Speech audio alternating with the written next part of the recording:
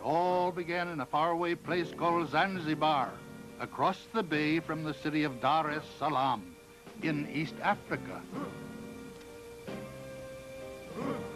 This is Zanzibar before the trouble started, a lazy island in the tropical Indian Ocean. For as long as anyone there can remember, the people have always raised spicy cloves and been ruled by sleepy sultans. The latest and greatest of them all was the Sultan Majid. The Sultan enjoyed his power because he truly cared for his people. He kept them busy and prosperous by building the biggest clove industry in the whole world. The harbor at Zanzibar was not very deep, so ships had to anchor far offshore. Day after day, the porters waded through the water to take the cloves out to the great ships.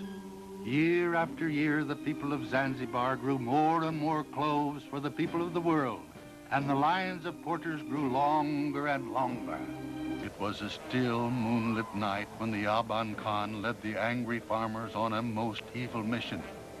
In his crazed mind, he saw the hippos as threatening clouds in the sky, daring to stand in his way. Clouds he had to destroy at all costs.